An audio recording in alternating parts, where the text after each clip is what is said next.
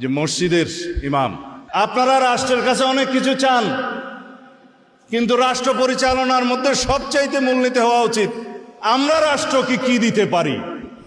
বিএনপির স্থায়ী কমিটির সদস্য জনাব সালাউদ্দিন আহমদ সাহেব বলেছেন, আমরা সবাই রাষ্ট্রের কাছ থেকে দাবি দাওয়া পেশ করি, খুব স্বাভাবিক, কিন্তু রাষ্ট্রকে আমাদের দেওয়ার চেষ্টা করা দরকার।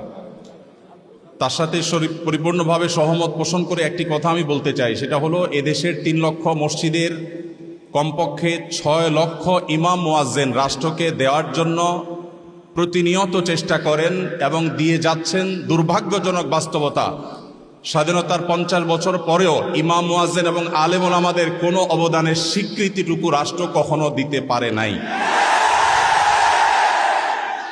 আজও বাংলাদেশের চেহারাকে যদি পরিবর্তন করে দিতে হয়, আজও বাংলাদেশকে যদি স্বনির্ভর করতে হয়, আজও বাংলাদেশের পরিবেশ সচেতনতা সৃষ্টি করে যদি সাফল্য অর্জন করতে হয়, পরিবেশ বিপর্যয় যদি রোধ করতে হয়, যে কোনো দুর্যোগ মোকাবেলা যদি সফলভাবে করতে হয়, দেশের শুধু মসজিদগুলোকে ইমাম মুয়াজ্জিনদেরকে যদি রাষ্ট্র অন করে, ইমাম মুয়াজ্জিনদেরকে যদি সে সুযোগ দেয়, তাদেরকে যদি অন্তত কাজ করবার পরিবেশটা করে দেয়, আমার বিশ্বাস বাংলাদেশের চেহারা পরিবর্তন করতে আর কোনো কিছুর তেমন বেশি প্রয়োজন হবে না। 3 লক্ষ মসজিদ সরকারি হিসেব মতো কমপক্ষে 3 লক্ষ মসজিদ আরো বহু আগে বলা হয়েছে, সেটা এখন 3 লক্ষের অনেক বেশি চলে গেছে স্বাভাবিকভাবে। 3 লক্ষ মসজিদে প্রতি জুমার দিনে 12:30 থেকে 1:30 পর্যন্ত এই সময়ের মধ্যে গড়ে যদি 100 মানুষ একটা মসজিদে জুমার নামাজে খতিব সাহেবের খুতবা শোনার জন্য আসেন, তাহলে 3 কোটি মানুষ হয়। বাংলাদেশের সমস্ত টিভি চ্যানেল, সমস্ত মিডিয়া একযোগে সবচেয়ে পিক টাইমে এত বেশি দর্শক কখনো পায় বলে আমি মনে করি না। এবং সারা সপ্তাহের সবচাইতে মূল্যবান সময় বৃহস্পতিবার রাতে, শুক্রবার অফিস নেই, স্কুল কলেজ নেই, মাদ্রাসা নেই, সবাই ফ্রেশ একটা ঘুম দিয়ে, সপ্তাহের সবচেয়ে ভালো গোসলটা দিয়ে, সবচেয়ে ভালো নাস্তাটা করে, সবচেয়ে সুন্দর পোশাকটা পরে, সবচেয়ে ভালো আতর পারফিউম ব্যবহার করে, সবচেয়ে মূল্যবান সময়টা খতিব সাহেবদের সামনে গিয়ে দোজানো হয়ে বসে। পৃথিবীর অন্য কোনো কৃষ্টি কালচার কোনো সিস্টেমে একসাথে একটা দেশের 3 কোটি মানুষকে অ্যাড্রেস করার এই সুযোগ ইমাম সাহেব খতিব সাহেবরা ছাড়ার কারোর হাতে নেই। ইমাম সাহেবরা যদি চান, তাদেরকে যদি রাষ্ট্র আসলে সুযোগ দেয়, তাহলে সেক্ষেত্রে তারা অনেক কিছু করতে পারেন। ইতিমধ্যে আমরা দেখেছি রোহিঙ্গা শরণার্থীরা যখন আমাদের দেশে আশ্রয় নিয়েছে, সবার আগে ঝাঁপিয়ে পড়েছেন এদেশে ওলামা একরাম। প্রতিটা দুর্যোগে ওলামা একরাম যে ঝাঁপিয়ে পড়েন, সেটা নিঃস্বার্থভাবে হয়, স্বার্থহীনভাবে হয়। আমার উদাত্ত আহ্বান যে আগামীর বাংলাদেশে এদেশের মসজিদগুলোকে, আলেম ওলামাদেরকে যেন রাষ্ট্র অন করে, তাদেরকে কাজের সুযোগ দেওয়া হয়। কোনো বেতন ভাতার সুবিধা দেওয়া এটা আসলে দয়া দাক্ষিণ্যের বিষয় নয়। এদেশে আইন শৃঙ্খলা যতটুকু নিয়ন্ত্রণে আছে, এর জন্য আইন শৃঙ্খলা রক্ষাকারী বাহিনী, সংশ্লিষ্ট বিভিন্ন ডিপার্টমেন্টের যেমন অবদান আছে, আমি মনে করি মসজিদের মিম্বরগুলো, মাহফিলের মঞ্চগুলোর অবদান তার চাইতে কোনো ক্রমে কম নয়। এদেশ থেকে যৌতুককে যে জাদুঘরে পৌঁছে দেওয়া হয়েছে, কারা জাদুঘরে যৌতুককে পৌঁছে দিয়েছে? এদেশে যৌতুকের অভিশাপ থেকে মুক্ত করার সবচেয়ে বড় ক্রেডিট একমাত্র ওলামা একরামের। এখনো কোন মসজিদের মিম্বর থেকে, কোন মাহফিলের মঞ্চ থেকে মানুষকে চুরি করতে, দুর্নীতি করতে, ডাকাতি করতে, মাদকাসক্ত হতে, কোনো খারাপ কাজের প্রতি আহ্বান করা হয় না। এই সমস্ত মঞ্চগুলো থেকে বহু মানুষ খারাপ পথ থেকে ফিরে আসে। আমরা যদি একটা সৎ, দক্ষ এবং ভালো নাগরিক গড়ে তুলতে চাই, তাহলে সেক্ষেত্রে মসজিদগুলোকে আমাদের অন করতে হবে। আমি বিশ্বাস করি আগামীর বাংলাদেশে সেটি হবে, আমরা সবাই সেটি প্রত্যাশাও করি। আমরা মসজিদ কেন্দ্রিক যে সমস্ত ব্যবস্থাপনা করা যায়, পরিবেশ সুরক্ষা, পরিচ্ছন্নতা অভিযান, দারিদ্র্য বিমোচন, স্কিল ডেভেলপমেন্টমূলক বহুমুখী কার্যক্রম আমরা সম্পন্ন করতে পারি। আমি সালাউদ্দিন ভাইয়ের সাথে পরিপূর্ণ একমত। শুধুমাত্র রাষ্ট্রের কাছ থেকে নেওয়ার ব্যাপার না, আমাদেরকে দেওয়ার চেষ্টা করতে হবে। এবং আমার বিশ্বাস ওলামা একরাম সেটা করতে চান, কিন্তু তাদেরকে সেই সুযোগটা দেওয়া হয় না। এদেশের আলেমদের কোন অবদানকে আজ 50 বছরের মধ্যে স্বীকৃতি দেওয়া হয়েছে আমি জানতে চাই। দুর্ভাগ্যজনক বাস্তবতা, সেটি আসলে হয়নি। তো আমরা নতুন বাংলাদেশে অন্তত প্রত্যাশা করি যে আমরা সবাই মিলে, শুধু আলেম ওলামা নয়, সকল ধর্মের মানুষ কাঁধে কাঁধ মিলিয়ে আমাদের এই প্রিয় বাংলাদেশকে আমরা বিশ্বের দরবারে উন্নতির চরম শিখরে পৌঁছতে চাই। আমাদের পরে স্বাধীনতা অর্জন করে পৃথিবীর বহু দেশ এমন অগ্রসর হয়েছে, যেটা দেখে আমাদের কষ্ট হয়, দুঃখ হয়। আজকে ভূমিকম্পের যে ভয়াবহতা নিয়ে প্রত্যেকটা মানুষ আতঙ্কে দিন পার করছে, কি হয়েছে এদেশে? একটি মানুষের জীবন নিরাপদ করবার জন্য যথাযথ ব্যবস্থাটুকু পর্যন্ত আমরা নিতে পারিনি। আমি আশা করি আগামীর বাংলাদেশে যারাই আসবেন আমরা প্রত্যেকে এই ব্যাপারগুলোতে সচেতন থাকব।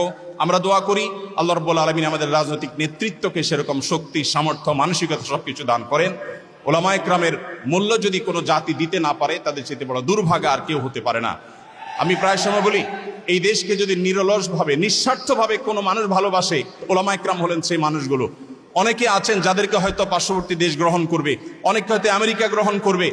ওলামা ইকরাম তাদের জায়গা এই দেশ, এই মাটি, ইনশাআল্লাহ তাআলা। তো আমি আশা করছি মসজিদে ওলামা ইকরাম নির্বিঘ্নে তাদের দায়িত্ব পালন করবেন। আলেমদেরও দায়িত্বশীলতার জায়গা আছে, আলেমরা যথেষ্ট দায়িত্বশীলতার সাথে আমাদের দায়িত্বগুলো পালন করতে হবে।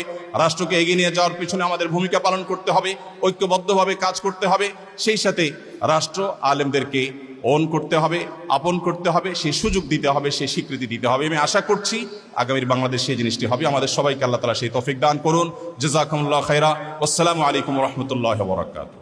বিশেষ করে আল্লাহ সুবহানাহু ওয়া তাআলা ইরশাদ করেছেন, নিশ্চয় আল্লাহর মসজিদের ইবাদতকারী, আবাদকারী, সংরক্ষক, খাদেম এবং নির্মাণকারী ওই ব্যক্তির হবে 5টি গুণ আল্লাহ তাআলা দিয়েছেন। মান আমানা বিল্লাহ, আল্লাহর প্রতি যার ঈমান আছে, আখিরাতের প্রতি ঈমান আছে, এবং যিনি ওয়ালাম ইয়াখশা ইল্লাল্লাহ, সালাত কায়েম সহ সব কিছু করার পরে আল্লাহ ছাড়া আর কাউকে যে ভয় করবে না, তারা আল্লাহর মসজিদের নির্মাণকারী, ইবাদতকারী, সংরক্ষক, খাদেম, ইমাম, মুয়াজ্জিন এবং পরিচালনা কমিটি সবই হবে এই 5টি গুণের ভিত্তিতে।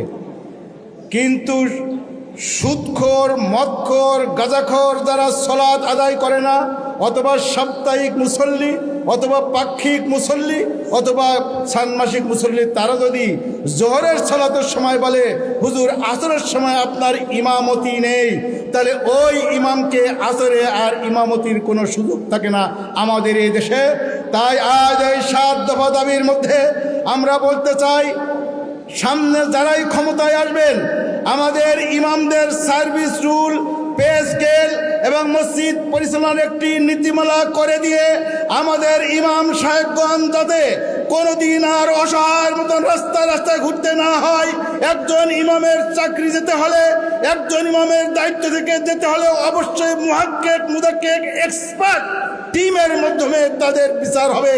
কোশ্চিন কালেও মসজিদ পরিচালনায় এই যে 5টি গুণ আল্লাহ তাআলা দিয়েছেন, এর বাহিরে যাতে না যায়, এ ব্যাপারে আমরা আমাদের আজকের মেহমানদের মাধ্যমে, দেশবাসীর আজকের সম্মেলনের মাধ্যমে আমরা অনুরোধ করছি। 2 নম্বর হলো, আজকে বিশেষ করে আমরা যারা ইমাম খতিব এখানে আছি, আমাদেরকে একটি মেসেজ গ্রহণ করতে হবে।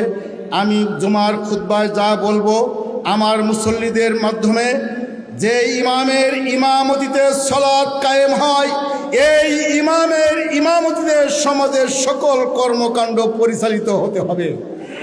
বিশ্বনবী মুহাম্মদুর রাসূলুল্লাহ সাল্লাল্লাহু আলাইহি সাল্লাম তিনি যখন যেখানে গিয়েছেন, প্রথম যখন মদিনা হিজরত করেছেন, যুগে যুগে মুসলিম উম্মাহ যেখানে গিয়েছেন সেখানে কোথায় থাকবেন, কি খাবেন, কি করবেন, সব চিন্তা বাদ দিয়ে সবার আগে একটি মসজিদ বানিয়েছিলেন। ঠিক এই মসজিদ হবে মুসলিম উম্মাহর ইবাদত এবং সামাজিক সকল কর্মকাণ্ডের কেন্দ্রবিন্দু। তাই মসজিদে নববীর আদলে বাংলাদেশের প্রায় 5 লক্ষাধিক মসজিদকে হিদায়াত জারির মার্কাজ, ইবাদতের মার্কাজ, সমাজ সেবার মার্কাজ, দুর্নীতি দমনের মার্কাজ এবং সমাজ উন্নয়ন, আদর্শিক মানবিক সমাজ গঠনের জন্য ইমাম, মুক্তাদি, মুসল্লি সবাই মিলে আপনার মসজিদ এরিয়া যত মুসল্লি আছে সকলকে সমাজ সংস্কার, সমাজ সচেতন, আদর্শিক মানবিক সমাজ মানে সকল মুসল্লিদেরকে সম্পৃক্ত করতে হবে। আপনার আমার মসজিদের কোনো মুসল্লি মাদকাসক্ত হবে না, আপনার আমার কোনো মুসল্লি অন্যায় করবে না, সন্ত্রাসী হবে না, চাঁদাবাজি হবে না, দুর্নীতি করবে না। দুর্নীতিমুক্ত আদর্শ সমাজ বিনির্মাণের লক্ষ্যে ইমাম খতিবদের নেতৃত্বে এ দেশকে আমরা সামনে নিয়ে যেতে চাই। সব শেষে 24-এর ছাত্র জনতার গণ আন্দোলনের মুখে যে ফ্যাসিস্ট সরকার, যে ফ্যাসিস্ট শক্তি এ দেশ থেকে বিদায় নিয়েছে, এই পতিত ফ্যাসিস্ট শক্তি মানুষের উপরে, ইসলামের উপরে, ওলামাদের উপরে, ইসলামপন্থীদের উপরে আর কোন শক্তি ভবিষ্যতে জুলুম করার সুযোগ না পায়, এজন্য আপনাকে আমাকে সচেতন হয়ে সমাজ থেকে দুর্নীতিমুক্ত আদর্শ সমাজ বিনির্মাণের লক্ষ্যে আপনাকে আমাকে ঐক্যবদ্ধভাবে এই সমাজে থাকতে হবে। যে যেখানে আছি সেখান থেকে দুর্নীতির বিরুদ্ধে, অন্যায়ের বিরুদ্ধে, অসত্যের বিরুদ্ধে, অপরাধের বিরুদ্ধে, মাদকের বিরুদ্ধে সোচ্চার হয়। আল্লাহ তাআলা যে ইমামের ইমামতে সালাত কায়েম হয়, মসজিদ ভিত্তিক আদর্শিক সমাজ বিনির্মাণে আমাদেরকে নিরলস পরিশ্রম করে অতন্ত্র প্রহরীর ভূমিকা পালন করার তৌফিক দান করুন। আমিন। আসসালামু আলাইকুম ওয়া রাহমাতুল্লাহি ওয়া বারাকাতুহু।